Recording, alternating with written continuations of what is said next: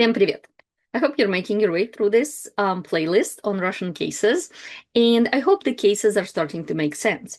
And we're really a couple of steps away from really working with translating sentences and looking at how cases work with specific words.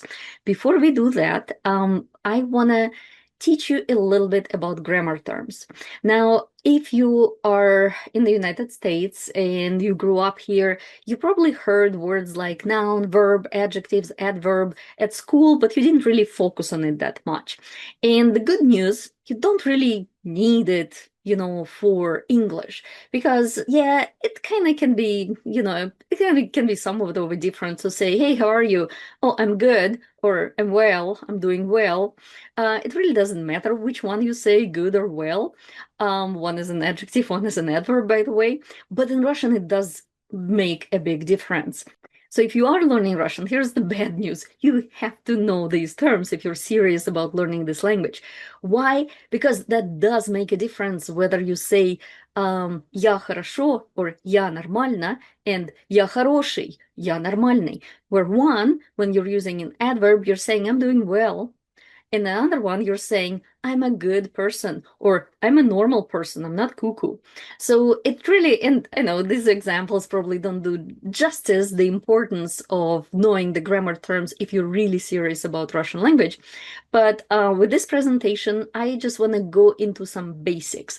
And if you know those basics, probably skip this video, go to the very end of the video where I give you the task before the next time, and that's it. But if you feel like you're struggling with these terms, I think this presentation will be good for you. Okay, let me switch screens.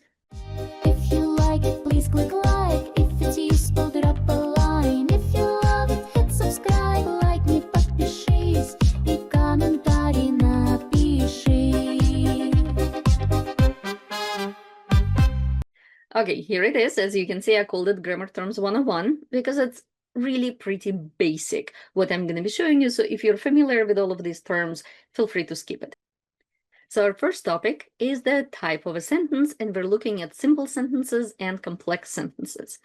In a simple sentence, we have one idea expressed, and it kind of like centers around the subject and the action that that subject is doing. So usually you would have one subject and one verb in the sentence, although there can be variations. So here are some examples. The cat sleeps on the couch. You can say, oh, my cat always sleeps on the couch. That is a simple sentence where you have the cat or my cat as the subject of a sentence, and the cat does something. It sleeps on the couch, always, every day, or only on Mondays, doesn't matter. It expresses that same idea, so that sentence is simple. The next sentence is also simple. The cat loves to sleep there, because again, we have the cat who does something. In this case, loves to sleep somewhere. But it is expressed by two verbs. But as you can see, these two verbs go together. Then another example, the cat looked at me and left the room, a simple sentence. Because here we still have one subject that does two things. Why is it important for us to treat it this way? Because in Russian, once you identify the subject of a sentence, that's your nominative case, which means that all other nouns in that sentence will be in a different case. Nominative is reserved for the subject of a sentence. Now, some words might look like nominative, but they will not be nominative. So in the sentence, the cat looked at me and left the room. Looked and left are connected to the subject, the cat. So we treat it as one simple sentence, although it expresses two different actions. So the next example, the cat and the dog are sleeping on the couch. So here we have the subject that's expressed by two nouns, the cat and the dog. Both of them are sleeping on the couch. That's why we treat them also as like one subject. Again, it's important for us, for Russian, because they will be in the nominative case. Now, the complex sentence, as you can guess, expresses more than one idea that's connected to different subjects. So here are some examples. The cat is sleeping because it is tired. Yes, we are talking about the same cat, but grammatically, we have two different subjects in different parts of this complex sentence. The cat is sleeping. It, the cat, is tired. So here, if we translate into Russian, we will have two nominatives, one in each part of this complex sentence. And complex sentences usually are connected to by something like because, or therefore, or after that, and things like that. Another example, so here we clearly have two different subjects because the cat is sleeping and the dog is playing. Again, when you translate the sentence into Russian, the cat and the dog will be in the nominative case because basically after and, we restarted a new simple sentence. The cat is sleeping, period. The dog is playing, period. We can really handle them as two separate sentences. Okay, hopefully that makes sense. Now, let's move on to something that you probably all are familiar with. What is a noun? The noun is a person, place, or thing, or it can be idea, or it can be a person's name. For instance, my name Anna in Russian will be treated as a noun and will be changing in different cases. So other examples like cat, teacher, love, PlayStation, and so on. So how to spot a noun? It's very easy. You can just add the or a in front of the word, and if it makes sense, that it's a noun. For instance, you can say the table, a table. You can say the teacher, a teacher, so it works. But if we take a word like fast, you cannot say the fast.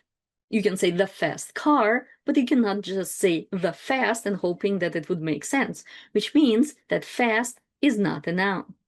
Or let's take a word sometimes. You cannot say a sometimes or the sometimes by itself. So it would not make sense. It means that sometimes is not a noun.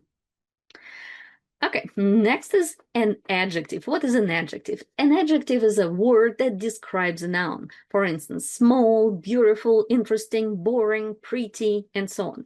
So adjectives answer questions like what kind of a book is that? Oh, it's an old book. Or which dress should I wear? You should wear the red dress. So in the response, we naturally use adjectives, not always, but most of the time. Now, how to spot an adjective? So here I will teach you something like look for a sandwich, an American sandwich, not Russian sandwich. American sandwich has bread, filling, bread. Russian sandwich has only bread at the bottom and filling on top, an open-faced sandwich. So we're spotting an American sandwich. So we have bread at the bottom, and that would be something that we would call determiner. That can be a or the or my or these and so on. Then at the bottom we have another bread. That's the noun. And what's in the middle most of the time will be an adjective. Let me show you examples. So we can have a nice teacher. A teacher are parts of the like bread part of the sandwich, and nice is our adjective. Or you can say the red apple, my old book. So I think you're getting the idea. So whatever is in between the determiner and the noun is most of the time the adjective. Why do I say most of the time? Because we can say a very nice teacher, and very is an adverb, both in Russian and in English. But I think, like you cannot say like what kind, ask something what kind and just use very in response. Like what kind of a teacher is he? Oh, he's a very teacher. We cannot do that, but we can say he is a nice teacher, which shows us that very is not an adjective and nice is an adjective. Now let's talk a little bit more about adjectives versus adverbs. Now, adverbs is the category of words that exists in both of our languages, and it's words like really or very or quickly or well. So there is a whole variety of that. And in English, most of the time you can spot an adverb by seeing the ly at the end, like quickly, unfortunately, especially, and so not all adverbs have ly at the end, but a lot of them do have it. And we usually say that adjective describes a noun, and that's like a rule of thumb, while the adverb describes a verb. Now, as I said, sometimes an adverb can describe something else, like a very nice teacher. Very kind of like adds something to the word nice, like the degree. So there are different adverbs with different functions. We're not going to go into that. The good thing for us is when you spot an adverb, They don't change. We love, love, love them. In Russian, you just look it up, and whatever you looked up in the dictionary, that's your form. While adjectives, they will change with the noun that they describe in gender, number, case. That's why it's important to kind of distinguish between the two. So, and the tricky part for English speakers is that sometimes it's hard to figure out if a word is an adjective or an adverb because you use the same word for either category. In Russian, it doesn't happen like that. The endings are very different for adjectives and adverbs. But in English, you can say it's a fast car or he runs fast. And in the first example, it's an adjective. In the second one, it's an adverb. Or it was an early meeting versus the bus arrived early. So what do we do here? So here we will try to replace it with something. So for adjectives, replace it with the word big or interesting or another word that you know is an adjective, maybe nice. So for example, you can say it's a fast car. It's a big car. That replacement worked totally fine, right? You can also say it was an early meeting. It was a big meeting. Yeah, it still works. However, you cannot replace the words fast and early in second examples with another adjective. So he runs fast. You cannot say he runs big or he runs interesting. The bus arrived early, the bus arrived big, the bus arrived interesting, does not work, which means that in these examples, fast and early describe the verb or the action rather than some noun in a sentence. Now, similarly, to describe an adverb, replace it with something that's clearly an adverb and see if it makes sense. So in our examples, it's a fast car. It's not gonna work here because you cannot say it's a quickly car. It was an early meeting. It was a quickly meeting. No, doesn't work, which means in these examples, fast and early are not adverbs. They're adjectives. They describe a noun.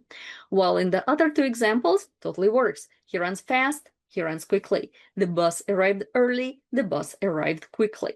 So fast and early in these examples are adverbs, and if we translate them into Russian, you just use the default forms, don't worry about anything. While in the first two examples, you have to figure out if car is masculine, feminine, neutral, or plural, and what case it's in to decide on the ending for the word fast. Similar, you would do the same for the example with the meeting. Okay, next is a personal pronoun. And personal pronoun is words like I, you, he, she, it, we, they, and their variations such as me or him or them. And the personal pronoun is the placeholder for a noun. And it also changes in all of the cases. How to spot it? You replace it with a name. For example, we can say he is funny. We can say John is funny or Mark is funny. I love him. I love John. I love Mark. That works. However, in something like his book is old, you cannot say John book is old. You cannot say Mark book is old. It just doesn't work like that, which means that his, even though it's a pronoun, it's not a personal pronoun. Why is it important? Because they will have different ways of changing. So his is a pronoun. It's not a personal pronoun, but it is a possessive pronoun. So something that in English you express with my, your, his, her, our, their, and it shows the ownership or whose something is. Like, who's this book? Oh, it's mine. Oh, it's his, and so on. So these words show us who owns something, like whose this thing is. How to spot it? Replace with the word my or your. Just like take something that you know it's a possessive pronoun and replace it with it. For example, you can say, your cat is cute. If you replace your with my, it still works. My cat is cute. It's a totally grammatical sentence. You are tall. Here it won't work. You can say, my are tall, which shows us that you are tall is not a possessive pronoun. Remember, it's a personal pronoun. You can say you are tall, or we can say like Maria is tall. Maria, you are tall, and that will work. He loves his cats. I replace his with my, and it works. He loves my cats. Grammatically, again, we're not talking about who loves the cats. We're just saying, is it still grammatically correct? And it is. We can totally say he loves my cats. But if I want to replace he in that sentence with my, that won't work. My loves his cats does not work grammatically, which shows us that he and my are two different pronouns. He is a personal pronoun, my is a possessive pronoun. Then very quickly, I want to tell you about the distinction that sometimes is tricky for English speakers, and that's your. Because when you're pronouncing it, sounds exactly the same. Your, whether it's you are versus you're, the one that shows ownership or the possessive pronoun. So, and I'm sure you learned it at school, so just like, let's review it. You just replace it with you are.